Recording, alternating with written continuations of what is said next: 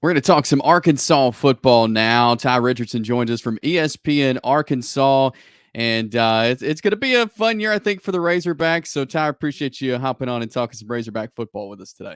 Chase, absolutely, man. Always happy to jump on Southeastern 14. Are y'all in the midst of having to change your name? Like, I was thinking about that as I popped Yes, on. I was like, very soon it will be Southeastern 16. okay. Very soon. So, yes. I'm sure Chris is just loving the idea of having to fill out all the paperwork and everything else he's gonna have to do this next few Yes. weeks. Yes. So it will be very soon when that happens. But hey, it's about to be a new year for Arkansas football, and there's a lot to get into. But I want to start with Bobby Petrino.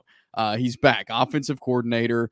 Um, it he was successful in his time as a head coach. Obviously, everybody knows the way it all ended there. What led to his return, and what's kind of the vibe of having him back there as the offensive coordinator? It sure sounds like, Chase, that it was Sam Pittman reaching out to Hunter Yurachek having to clear that with the right channels, Arkansas athletics director, and then kind of came to fruition. I don't remember. The timeline is a little faded on me. I can't remember if Bobby reached out or if it was Sam who initially reached out first, but there was mutual interest, and obviously there is now because he's the offensive coordinator. It was originally a huge splash. I think they were hoping that it would fund some more NIL efforts, and according to Arkansas Edge, which is Arkansas's really big NIL initiative, it hasn't. They've been doing this Drive for Five campaign. They've got less than 900 members, to my knowledge, at this current moment. So it hasn't been as successful there. But the important thing is to translate to wins. I think there will be more of an app to donate and petition. Now we still got to wait on what the new NIL structure looks like with revenue sharing and everything. But I think Arkansas fans are cautiously optimistic, but they got burned pretty bad last year. I mean, this was a team that was preseason number 3 of the SEC West, and Chase, they were nowhere near close to that, brother. Yeah.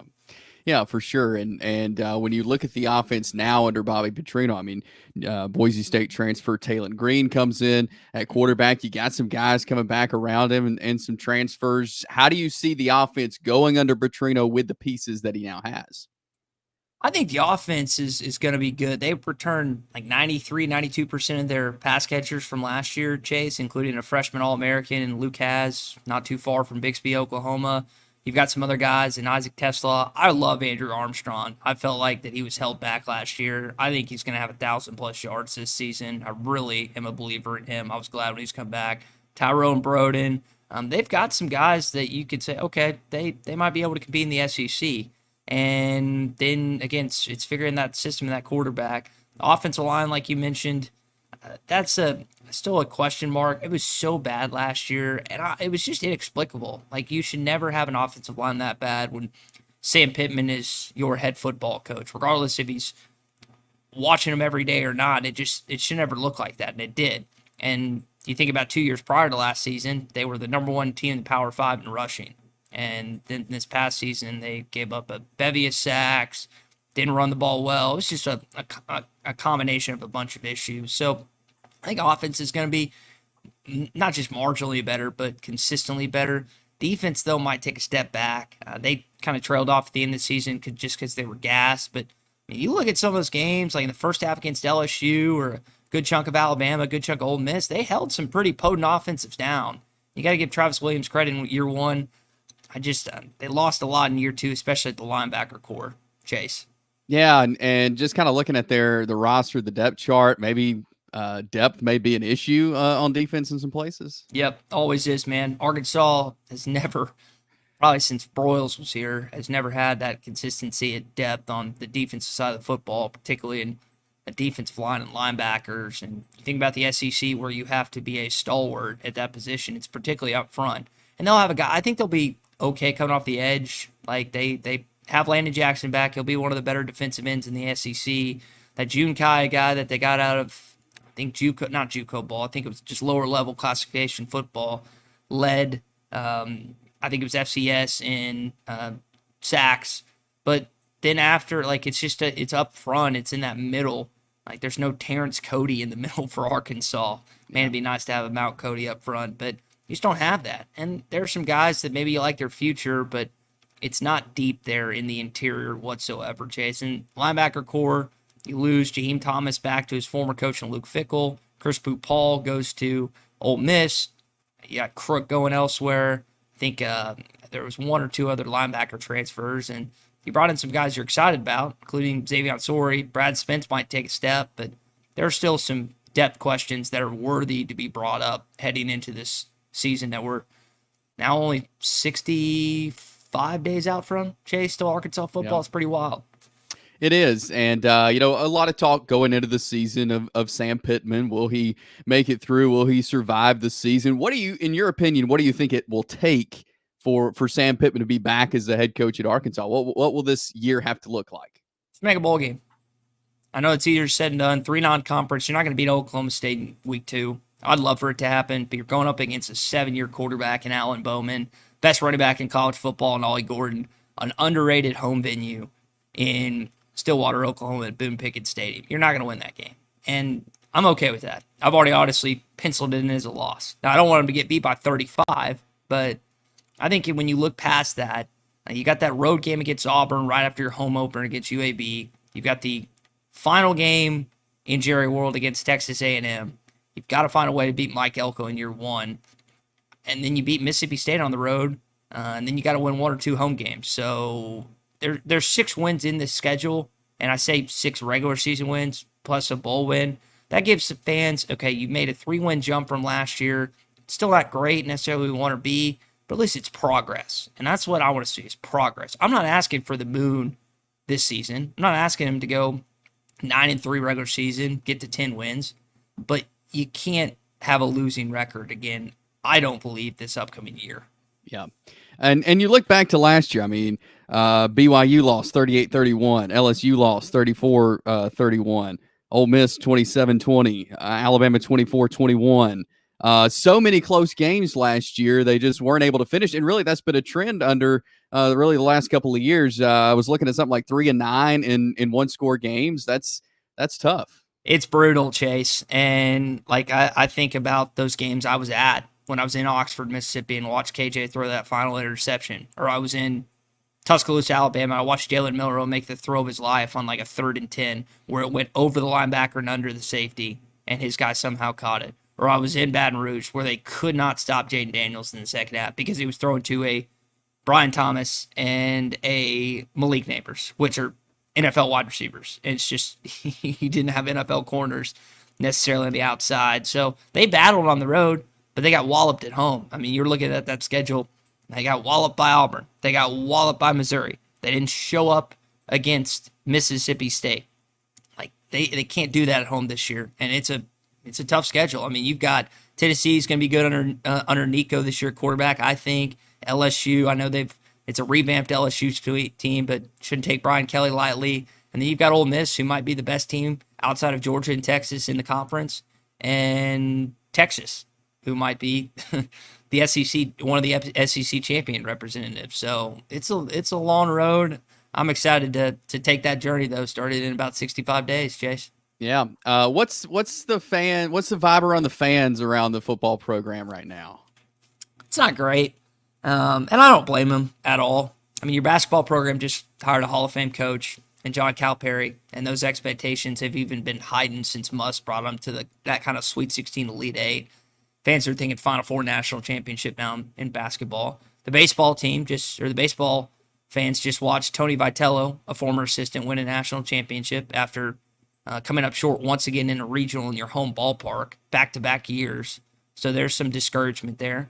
And the combination, Chase, so 2 years ago when Arkansas was the number 1 team in baseball, they went to the Elite 8 in basketball, and they won 9 games in football in 2021, 2022, kind of that combo calendar year. It was awesome. And they followed it up with the College World Series appearance that next season. This past season, they went 4-8 in football. They did not even come close to an NCAA tournament appearance, and baseball team, again, floundered when they shouldn't have. So it's not just the fans that are disappointed or not necessarily have the most umph for football. It's just as a whole. What I'm hoping is that this is a valley and it's a short valley, and it rises to back to where it's a respectable level. And not that you weren't respectable in in baseball this season, but I think fans expected a little more than to get bounced by SEMO in the Fayetteville Regional, to not even make the regional final. So to your question, it's not the best of hopes right now, but all it takes is a week 2 win in Stillwater to turn those frowns upside down, Chase. Yeah, that's for sure.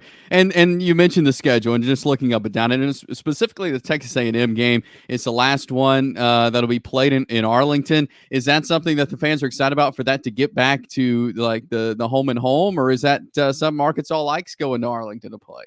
So, Chase, the background, not only with Jerry Jones and Stephen Jones, the Cowboys executives, the owner, being Arkansans, and I say Arkansans, I think he was born in LA, but Arkansas Razorbacks through and through, is like Arkansas won in 2009, 2010, 2011. Then A&M joined the SEC. They played the first game at College Station. Hogs got romped by Johnny. Next year's close, 8 or 12-point loss in Fayetteville to Johnny.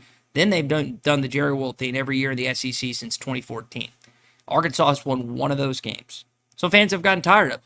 Now, if they were winning all the time, it'd be a vacation. It'd be a trip. It'd be a fun weekend.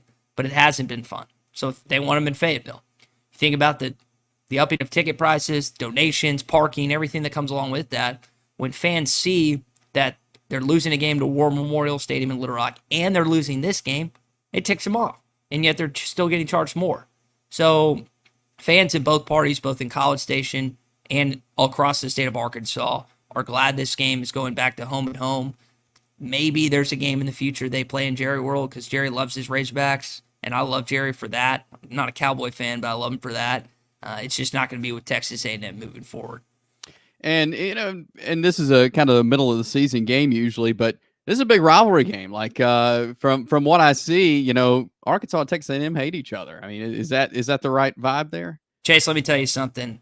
Texas is still the creme de la creme of hatred for the majority of Razorback fans. I think LSU is probably number 2. Ole Miss is up there as well. For me, it's Texas A&M at number 1. I hate that school with a burning passion. I hate everything about that cultish university in College Station. And what makes it worse is the stat I just mentioned, that every game since 2012, with the exception of 2021, they've won. And they haven't just won. Chase, if you go back and look at that series, they've won in the most excruciating ways possible. Like, I can tell you how every game ended from 2015 to last season. Like, with the exception of last year, and I guess my senior year, when that game was at like 8 a.m. and I was nearly blackout by like 4, those games have just been agonizing for Razorback teams, coaches, players, and fans. It's horrible. And hoping they go out a high note this year, brother. Yeah, for sure. And you mentioned Texas. I mean, that was a classic there. Arkansas and Texas. That's being, rivalry kind of being renewed. But obviously Texas, one of the best teams in the country, you could say. Could you see that game in years to come being a good rivalry again? So what I think happened in 2021, it was really cool to be in Donald W. Reynolds Raceback Stadium to experience this, is like, the grandparents and the parents and even the great-grandparents to a certain extent would tell the young folk, the kids, the grandkids, anyone that would listen whatsoever about this rivalry. Arkansas kids, with the exception of that 2014 bowl game against Texas in Houston, didn't really get to experience it in hand. And, I mean, there's only a certain amount of people that can go to Houston for a bowl game. They experienced it in 2021 on a cold September night. And I mean, it wasn't that cold, honestly. It actually felt great. I remember it like it was yesterday. So you have all these young people. A lot of Arkansas kids, I say kids, a lot of Arkansas college students are from Texas. They didn't get into Austin, or they have friends that did. So they hate that school, not from an athletic standpoint. And they finally got to, like, breathe, not necessarily a sigh of relief, but like take in the rivalry for the first time in 7 years. And they played prior to that, I guess it was 2008, and they played early in the 2000s with one of my coworkers and former Arkansas quarterback Matt Jones, what he did in Austin. But that rivalry can really take off again. And Texas is never going to look at Arkansas like Arkansas fans look at Texas, which is fine. They're going to walk into buzzsaws some nights and some days if they continue to look at that. The Razorbacks do not have a great record overall against Longhorns, but they're going to give them everything they got each time they play. Football, basketball, baseball. It is a heated rivalry more from the Arkansas vantage point, but one that is going to be fun to watch in years to come if you're just a casual football, basketball, or baseball fan in the SEC. Yeah. Before I let you go, and later on in the show, we're gonna Chris and I are going to give a make or break game for a few teams. Arkansas is one of those. So I want to get your opinion. What do you think on this schedule this year is a make or break game for the Razorbacks? Chase, let me pull up the schedule real quick because I think if I remember correctly, the Tennessee game falls right before an Arkansas bye, and that's kind of the one I had penciled in as the game to look for. Yeah, Tennessee is right before the bye, October the 5th. I've got some friends coming in from Nashville that are Tennessee alums that are going to watch that game, so it's going to be like us in the visitor section in red with them in orange. I think that game, because Tennessee is a squad that, again, there's no East and West anymore, but it's a team that is kind of like, in my opinion, Georgia's top dog, and they're kind of in that like Texas, Ole Miss, maybe LSU line in Alabama. I don't think Alabama's going to compete for a title this year. I think they lose 3 games, but that's a team that really needs to win against Arkansas, and that'll be one of Nico's first kind of road games as a starting quarterback in this league, how he adjusts. And he's a 5-star prodigy coming out of high school, but it's one thing to sling it in college. Can you do it in the SEC? And he's going to be tested. I forget, that game's anywhere from, I think, 2:30 to 7. It's one of those flex games, if I remember that right. So hopefully it's a night game, and that's the game. If I had to pencil one in, Chase, I think that's one of the most pivotal. You can't, because you look at that schedule prior to, again, I don't think you're beating Oklahoma State. Auburn, probably not. A&M's a toss-up. I mean, if you have 3 SEC losses before the bye and you're sitting 2-4, that's a tough ass down the stretch to win 4 of your next 6, in my opinion, Chase. Yeah, I certainly agree with that. Ty Richardson covering the Arkansas Razorbacks there with ESPN Arkansas. Appreciate you coming on with us today, Ty. Certainly enjoyed that, and we'll have to get you on again soon. Chase, appreciate the time, man. Can't wait for SEC football. Just sad the SEC on CBS no longer exists. We don't have that great music to look forward to this fall. The best music. Thanks, Ty.